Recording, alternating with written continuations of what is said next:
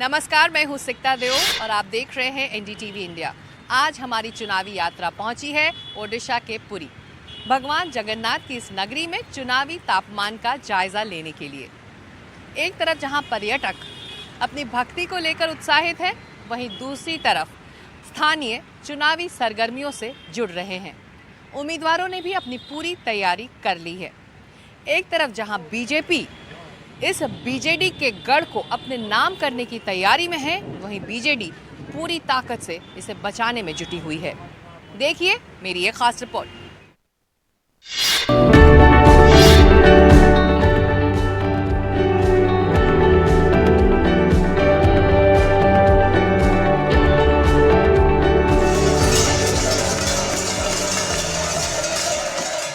देश में आम चुनाव चल रहे हैं। पार्टियां और उम्मीदवार भगवान के साथ साथ जनता जनार्दन से भी वोट की प्रार्थना कर रहे हैं। ओडिशा के पुरी से बीजेपी के उम्मीदवार संबित पात्रा पूरा जोर लगा रहे हैं। वो न सिर्फ अपना प्रचार कर रहे हैं, बल्कि अपने लोकसभा क्षेत्र में आने वाले विधानसभा के उम्मीदवारों के प्रचार के लिए भी जिम्मा संभाले हुए हैं। कभी गोलगप्पे खाकर, कभी ओडिशा की मशहूर छेनापोड़ मिठाई बांटकर वो आम जनता से जुड़ने की कोशिश कर रहे हैं। और हम इस वक्त पहुंच चुके हैं पुरी लोकसभा क्षेत्र में आने वाले नयागढ़ में, जहां पर संबित पात्रा आए हुए हैं। यहां पर जो बीजेपी की प्रत्याशी हैं उनकी कैंपेन से जुड़ने के लिए। लेकिन संबित, आपको अपना लोकसभा क्षेत्र भी देखना है और आपके लोकसभा क्षेत्र में आने वाले विधानसभा क्षेत्रों को भी देखना है और संभालना है इस बार। तो पिछले बार के मुकाबले इस बार क्या फर्क लग रहा है? देखिए, आपके कैमरा ने सब कुछ दिखाया है सामने। जिस प्रकार का समुंदर आप देख रहे हैं, जन समर्थन, ये कोई हमारे लिए नहीं है। हमें कुछ नहीं देखना है, सब कुछ नरेंद्र मोदी देख रहे हैं। सब कुछ नरेंद्र मोदी जी, जो मैं फोटो दिखा रहा हूँ, he is the man who is responsible for everything. ये जो आज जन सैलाब है, ये नरेंद्र मोदी जी का जन सैलाब है। और पिछली बार केवल 15 दिनों में मैं चुनाव लड़ा था, इस बार 5 साल से मैं लोगों के बीच में हूँ और इसमें कोई दो मत नहीं है, विजय भारतीय जनता पार्टी का ही होगा। पिछले बार और इस बार के मुकाबले जो फर्क था वोट शेयर का, वो करीब 1% था और 11,000 के करीब वोटों से आप हार गए थे। लेकिन पिछले 5 सालों में क्या आपने बदलाव देखा है पुरी में, जिसको लेकर आप इतने आश्वस्त लग रहे हैं? देखिए, पिछले 5 साल में मैं यही हूँ, पुरी में हूँ, लोगों के साथ हूँ। 1 मिनट लोगों को छोड़ा नहीं हूँ। किसी का अस्पताल का काम हो, पुलिस स्टेशन का काम हो, बड़े प्रोजेक्ट लाने का काम हो, वंदे भारत शुरू करने का काम हो, रेलवे स्टेशन शुरू करना हो, ब्रिजेस बनवाने हो, ये सब काम मैंने पिछले 5 वर्षों में किया है। तो स्वाभाविक रूप से लोगों के दिल में नरेंद्र मोदी जी का हस्ताक्षर है। 1998 से बीजेडी इस लोकसभा सीट पर काबिज रही है और अब वो जो सांसद है, मौजूदा सांसद पिनाकी मिश्रा, इस बार मैदान में नहीं है। अरूप पटनायक मैदान में आए हैं आपको टक्कर देने के लिए। तो क्या ये चुनौती रहेगी आपके लिए? मैं किसी से टक्कर नहीं लेता, मैं कोई लड़ाई नहीं करता, मैं काम पे विश्वास रखता हूँ। मैं अकेला ऐसा व्यक्ति हूँ जो चुनाव हार गया, मगर मैंने 5 वर्ष का रिपोर्ट कार्ड जारी किया है, क्योंकि मैंने जनता के बीच रह के काम किया है। इसलिए कोई टक्कर नहीं। प्रतिवाद करिए, जनता को समाप्त करिए। शाम होते होते पात्रा गांव में जनसंपर्क के लिए निकल जाते हैं।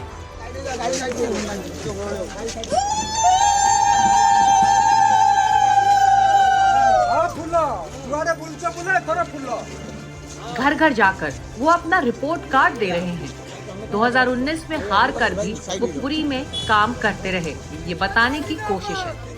केंद्र सरकार की योजनाओं को लेकर उत्साह बनाए रखने के लिए वो प्रधानमंत्री आवास योजना के तहत मिले घर और केंद्र सरकार की बाकी योजनाओं का जिक्र करते हैं। बेसिकली जो आपकी ये रिपोर्ट कार्ड है, ये एरिया के क्षेत्र के विकास का रिपोर्ट जो आपने दिया है अपने वोटरों को, लेकिन आपको क्यों ज़रूरी लगा? क्योंकि आप तो यहाँ पर चुने हुए सांसद नहीं हैं, ना ही यहाँ के चुने हुए विधायक हैं। देखिए, मुझे इसलिए लगा क्योंकि 2014 के पश्चात प्रधानमंत्री नरेंद्र मोदी जी ने भारत के राजनीति के परिभाषा में तब्दीली की है, बदल दिया है। अभी जो राजनीति है वो राजनीति परफॉर्मेंस की राजनीति है। आपको मेहनत करना पड़ेगा और आपको ये प्रूव भी करना पड़ेगा। प्रधानमंत्री ने डिफाइन किया है कि पीएम का मतलब प्राइम मिनिस्टर नहीं होता है, पी से पसीना होता है और एम से मेहनत होता है। तो आपको पसीना बहाना पड़ेगा और मेहनत करना पड़ेगा। आप हारे हो या जीते हो, अगर आप टिकट मांग रहे हो, दावेदार हो, आप कहीं से लड़ रहे हो, आपने क्या किया है, कितना पसीना बहाया है, कितनी मेहनत की है आपने। तो ये लेखा जोखा है पसीने की और मेहनत की। ये तो रही एक बात, लेकिन जो मौजूदा राज्य सरकार है आपकी और जो मुख्य विरोधी पार्टी है इस वक्त बीजेपी की यहाँ राज्य में, बीजू जनता दल, वो ये दावा कर रहे हैं कि पुरी का विकास तो वो कर रहे हैं। जनवरी में उन्होंने जो जगन्नाथ टेम्पल कॉरिडोर का उद्घाटन किया, एक तरह से इस पूरे धाम का नवीनीकरण किया, उसका विकास किया है। तो विकास का काम तो आपके विरोधी भी कर रहे हैं। यहाँ जितने लोग खड़े हैं, यहाँ सबके अंदर भगवान जगन्नाथ का निवास है। आपके अंदर ही भगवान जगन्नाथ है। वो जो गरीब माँ वहाँ अभी हमसे मिली थी, वो उड़िया में मुझे कह रही थी कि प्रधानमंत्री ने तो आवास योजना भेजा है, मगर मैंने क्या गुनाह किया कि मेरे पास अभी तक नहीं पहुँचा है और मैं छप्पर के घर में रह रही हूँ। तो उनके घर का नवीनीकरण कब होगा? यह जो अंतर है कि ये बीजेडी का कार्यकर्ता है या ये बीजेपी का कार्यकर्ता है, उसके आधार पर अगर हम प्रधानमंत्री की योजनाओं को नीचे तक पहुंचाएंगे तो ये उचित नहीं होगा।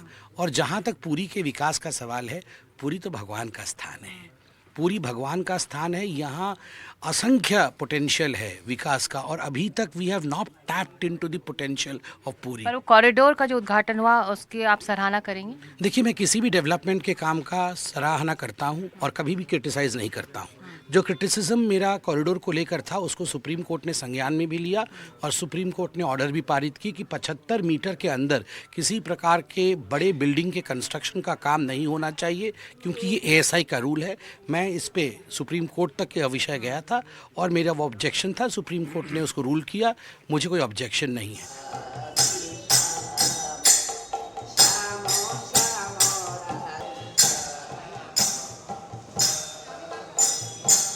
इस साल जनवरी में जब मुख्यमंत्री नवीन पटनायक ने 12वीं सदी के इस मंदिर के बाहर इस कॉरिडोर का उद्घाटन किया था, तो इसके कई राजनीतिक मायने निकाले गए थे, जिसकी गूंज इस बार के विधानसभा और लोकसभा चुनावों में भी सुनाई दे रही है।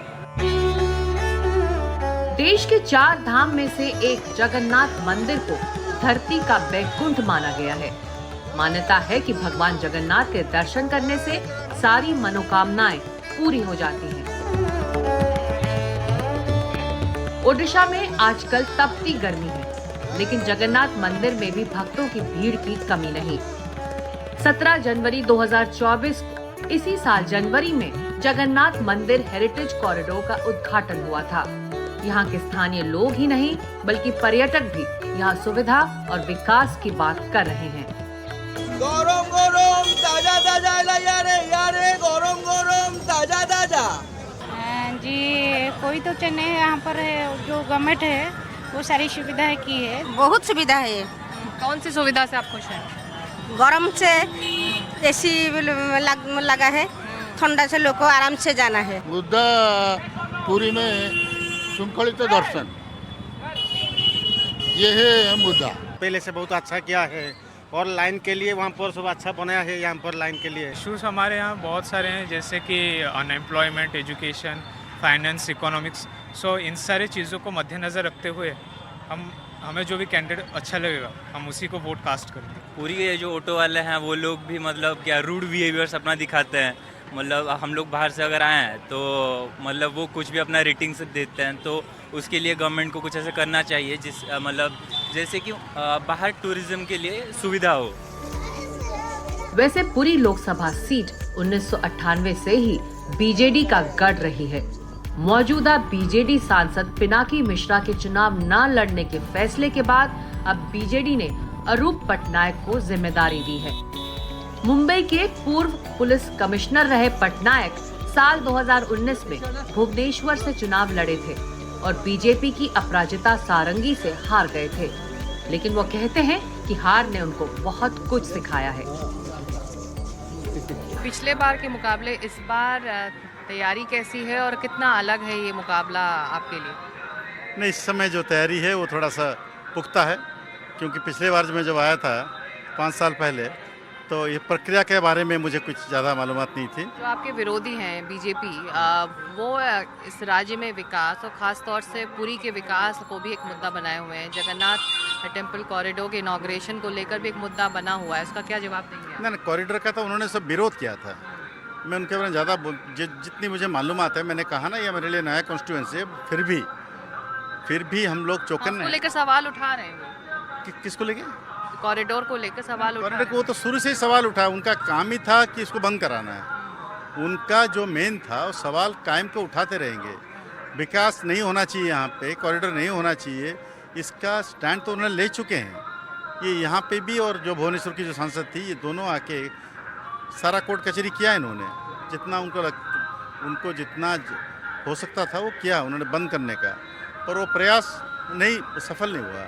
एक आखिरी सवाल ये कि जो आपके सामने खड़े हैं बीजेपी के कैंडिडेट संबित पात्रा, वो कह रहे हैं कि वो पिछले 5 सालों में उन्होंने बहुत काम किया और घर घर जाकर वो अपना रिपोर्ट कार्ड भी दे रहे हैं, उसका जवाब देंगे आप?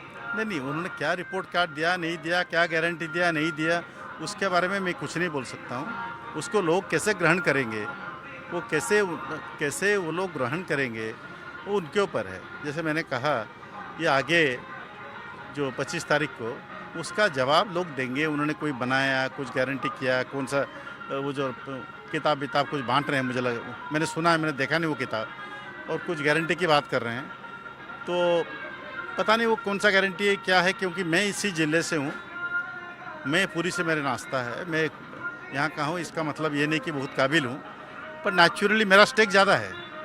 मेरे जो नाते रिश्ते और मेरे जो स्टेक्स वो कुछ ज़्यादा है, और वो प्रतिद्वंदी कहाँ से हैं, क्या करते हैं, क्या नहीं करते, उनके बारे में मैं कोई टिप्पणी नहीं करूँगा। हालांकि मुश्किल यहाँ कांग्रेस पार्टी की है, जिनकी उम्मीदवार सुचरिता मोहंती ने टिकट लौटा दिया। मोहंती ने कहा कि उन्हें प्रचार के लिए पार्टी से फंड ही नहीं मिल रहा था। इसके बाद कांग्रेस ने जय नारायण पटनायक को उम्मीदवार बनाया। आप जैसा कह रही हैं कि आप चुनाव पहले भी लड़ चुकी, तो इसका अंदाजा नहीं था कि इस तरह के खर्चे आएंगे और आपको क्या संभालना है और क्या नहीं, पार्टी कितना मदद करेगी? नहीं, चुनाव का तो मुझे मालूम है, मैंने लड़ चुकी हूँ। तब जब लड़ी थी, पार्टी ने मुझे पूरा फंड्स भी दिया था चुनाव लड़ने के लिए, मुझे कोई ऐसे दिक्कत नहीं हुई थी। इस बार भी वही मैंने सोचा था कि party will help me financially, even otherwise जो कैंपेन सपोर्ट के लिए करेगी। फिर यहाँ के जो इंचार्ज हैं, उड़ीसा के जो इंचार्ज हैं, उन्होंने मुझे एक बार बुलाया और कहा कि आपको इस बार कोई हम मदद नहीं कर सकते, आपको कोई फाइनेंशियली इवन अदरवाइज ऑल्सो, और जो भी कैंपेन सपोर्ट हम कुछ नहीं दे सकते, आप अपना इंतज़ाम करो, आपको कैसे लड़ना है, क्या करना है, जो करना है आपको अपने आप करना है। वैसे बीजेडी का गढ़ कहे जाने वाले पुरी में पार्टी 1998 के बाद से लोकसभा कभी नहीं हारी है।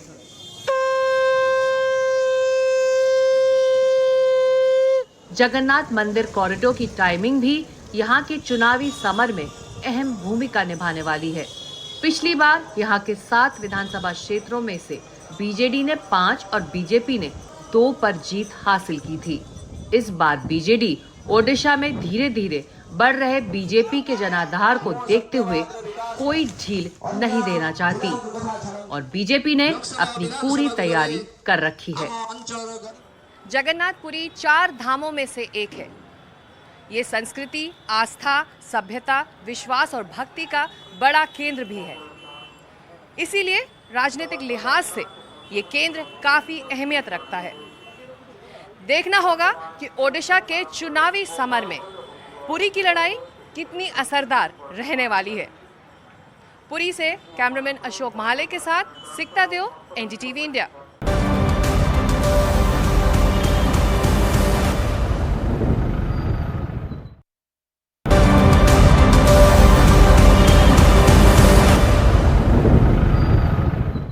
चुनाव यात्रा में एक बार फिर आपका स्वागत है।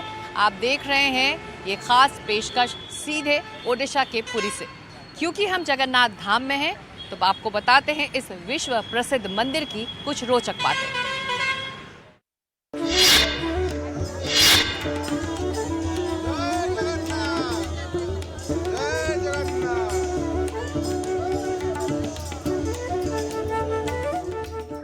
हम पूरी पहुंचे हुए हैं चुनावी कवरेज के लिए, लेकिन हम क्योंकि जगन्नाथ धाम में हैं तो हम आपको कुछ फैक्ट्स इस मंदिर के बारे में, जो 12वीं सदी का मंदिर है, उसके बारे में बता देते हैं। इस मंदिर के 4 द्वार हैं।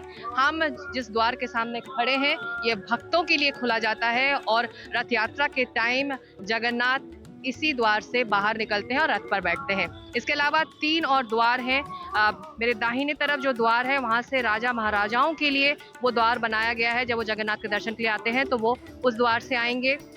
मेरे बाईं तरफ जो द्वार है वो जगन्नाथ जी के लिए ही है, भगवान के लिए है। वो बंद रहता है। जब 12 साल में जगन्नाथ जी की मूर्ति बदली जाती है तो उसी द्वार से वो मूर्ति वहाँ से जाती है बाहर। और इस द्वार के ठीक पीछे साधु संतों के लिए द्वार है। तो ये 4 द्वार हैं इस मंदिर के और अलग अलग लोग इस द्वार से आएंगे और सदियों से ये परंपरा चली आ रही है। मेरे पीछे आप देख सकते हैं जगन्नाथ मंदिर का ये जो रसोई घर है, जो किचन है, जहाँ पर 56 भोग भगवान के लिए तैयार किया जाता है।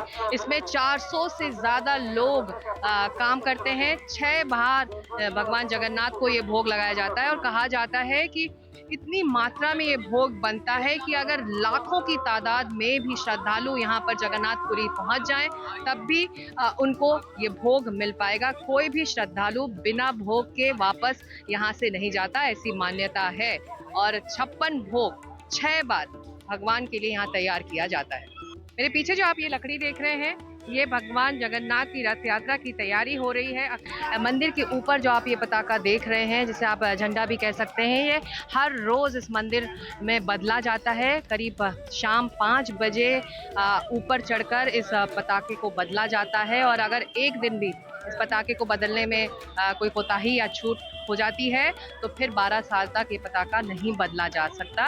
और भक्त चाहें तो वो इस पताके के लिए एक तरह से डोनेशन देकर भी अपना पताका यहाँ पर चढ़ा सकते हैं। तो आज की इस चुनाव यात्रा में इतना ही, लेकिन एनडीटीवी इंडिया पर खबरें जारी रहेंगी। नमस्कार।